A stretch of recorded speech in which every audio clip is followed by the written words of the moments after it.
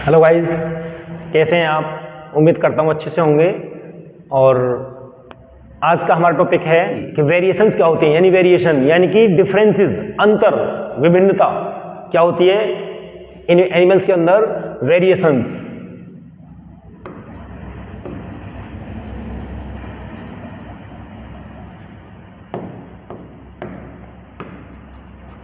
Variations क्या होते हैं, यानी डिफरेंसेस, विभिन्नता है। डिफरेंसेस इन करैक्टर्स और traits among the individuals of a species is called variation. The differences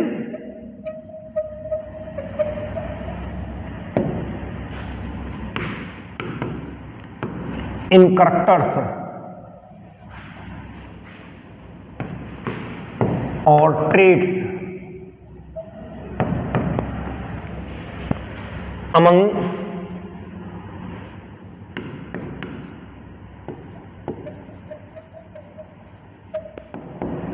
the individuals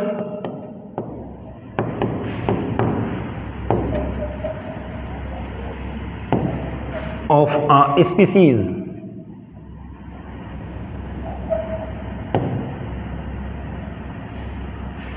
is called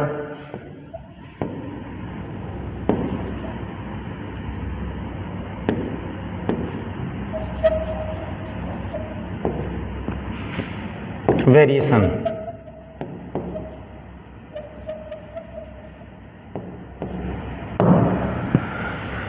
यानी कि द डिफरेंसेस इन करैक्टर्स और traits among the individuals of a species is called variation.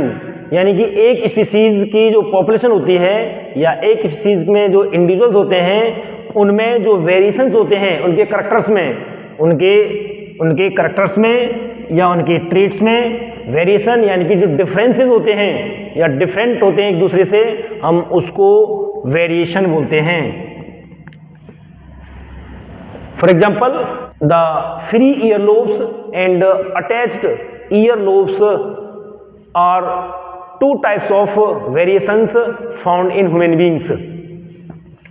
For example,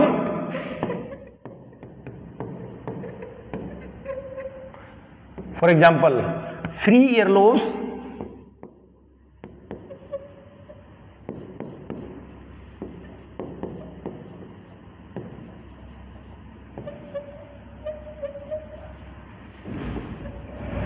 and attached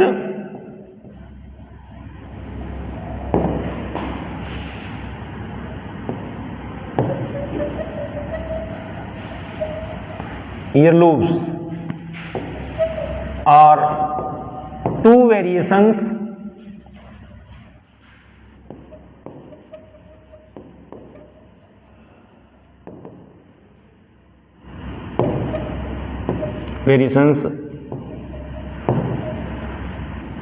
found in human being.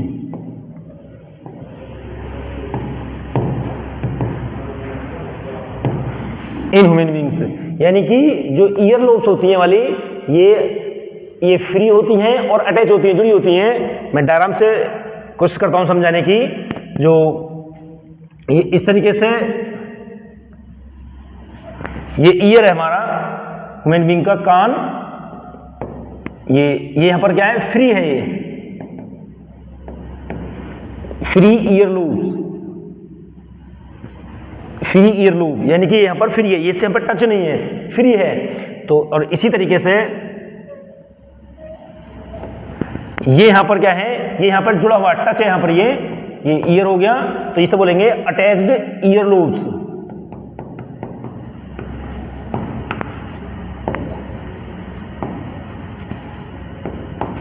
Year lube यानी कि जुड़ा हुआ, ये जो हमारे कान की लो होती है जिसे लोब्स बोलते हैं, ईयर लूब, ये फ्री होती है, लटकी हुई होती है, इसे बोलते हैं फ्री ईयर लोब्स। और इसी तरीके से अगर ये हमारे इस स्किन से, जो फेस की स्किन है, इससे अगर जुड़ी हुई है, टच है, लटकी हुई नहीं है, तब हम इसे बोलते हैं अटैच्ड ईयर लोब्स। आप डायग्राम में देख सकते हैं, इसमें यहाँ पर ये फ्री है, लटकी हुई है, और यहाँ पर ये फ्री नहीं है, यहाँ पर अटैच है। तो attached ear lobes and free ear lobes are the two variations found in human beings, यानी ह्यूमन बींग के अंदर दो वेरिएशंस पाए जाते हैं जो आपको साफ दिखाई देते हैं। आप अपने जो आपके फ्रेंड्स हैं, आपके घर में हैं, रिलेटिव्स हैं, पेरेंट्स हैं, भाई बहन हैं, आप उनके कान एक दूसरे के देखिए कि वो फ्री हैं या अटैच हैं। तो इस तरीके से आपको दो वेरिएशंस मिलेंगे इन ह्यूमन बींग्स के अंदर कि अटैच्ड ईयरलोब और फ्री ईयरलोब्स, यानी लटके हुए और इस तरह से एक दूसरे से जुड़े हुए होते हैं। ठीक, और अब ये वेरिएशंस जनरेट कैसे होते हैं? तो the variations are generated due to the changes in environmental factors और रिप्रोडक्शन, यानी कि एनवायरमेंटल फैक्टर्स और रिप्रोडक्शन की वजह से ये वेरिएशंस जनरेट होते हैं, यानी कि वेरिएशंस पैदा होते हैं या वेरिएशंस बनते हैं। The variations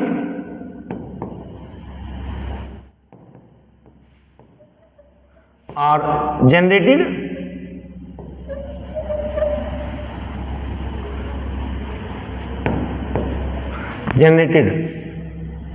due to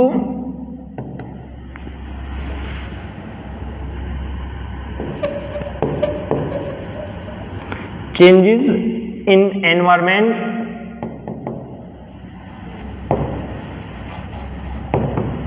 environmental factors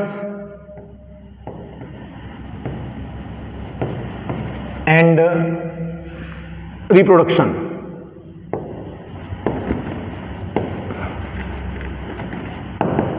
The variations are generated due to changes in environmental factors and reproduction, यानी कि जो वेरिएशंस जनरेट होते हैं या वेरिएशंस पैदा होते हैं ये एनवायरमेंटल फैक्टर्स की वजह से या रिप्रोडक्शन की वजह से होते हैं। जब रिप्रोडक्शन होता है तो जो जीन होते हैं, क्रोमोसोम होता है, उसके अंदर जो डीएनए होता है वो कैरेक्टर्स की, ट्रेट्स की कॉपी कर लेते हैं और फिर वो कॉपी को नेक्स्ट जनरेशन में ट्रांसफर करते हैं, तो वहां पर कुछ वेरिएशंस आ जाते हैं।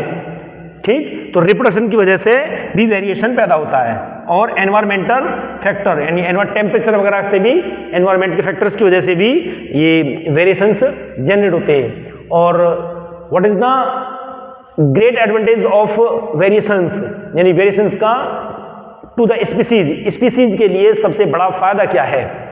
तो हम इसके लिए कह सकते हैं the great advantage of variations to a species is that it increases the chances of survival in a changing environment, यानी कि सबसे बड़ा फायदा वेरिएशन का स्पीसीज की पॉपुलेशन को ये होता है कि उसके अर्थ पर सर्वाइवल करने के चांसेस बढ़ जाते हैं, इंक्रीज हो जाते हैं, यानी कि सर्वाइवल करने के चांसेस बढ़ जाते हैं, इंक्रीज हो जाते हैं। मैं आपको यहां पर लिख के बताता हूं।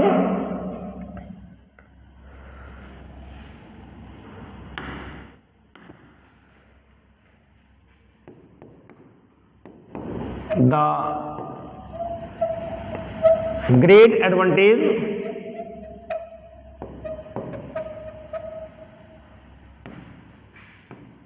Of variations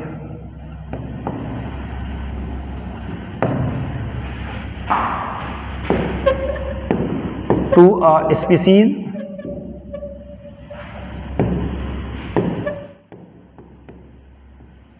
is that it increases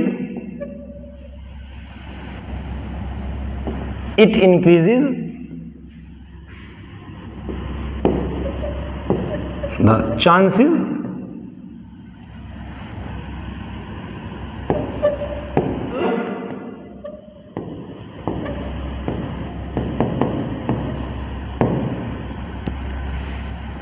survival in a changing environment।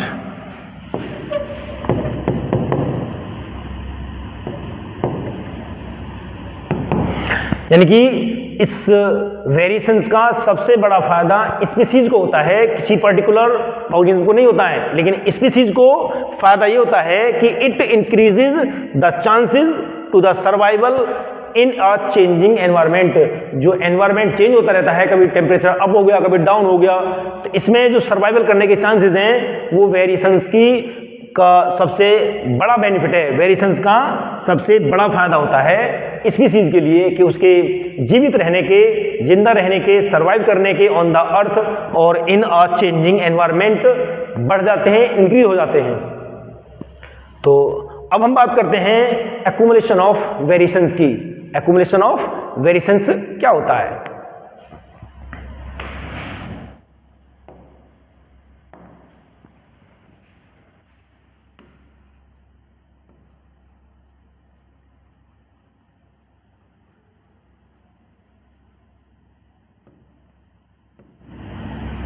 accumulation of variation।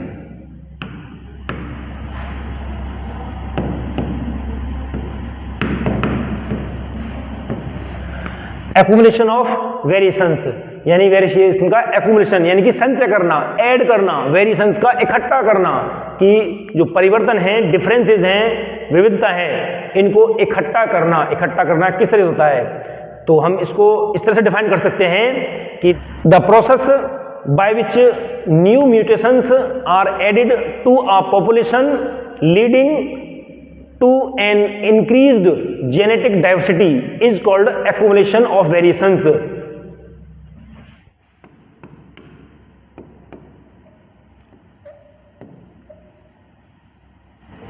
The process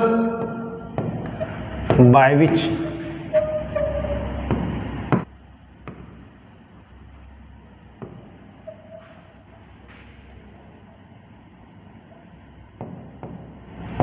new mutations are added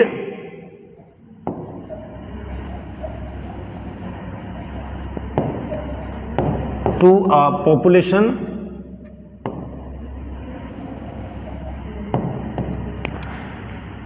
leading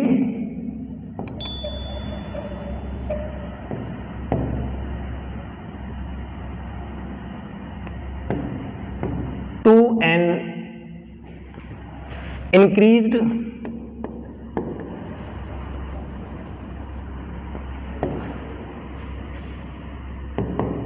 genetic diversity।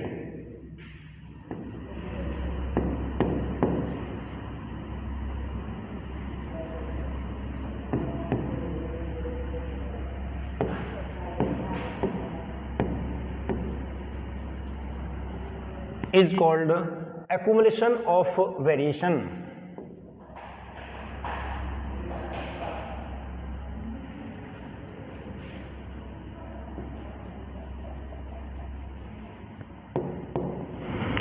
accumulation of variations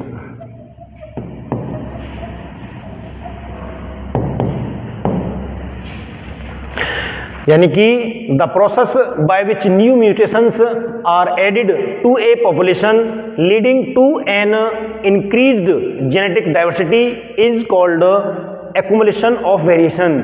इसका मतलब ये हुआ कि ये म्यूटेशंस नया वर्ड आया होगा, ये म्यूटेशन कहते हैं उत्परिवर्तन, यानी कि परिवर्तन, यानी कि वे डिफरेंसेस या वे परिवर्तन जो उसके जीन में ऐड हो जाते हैं।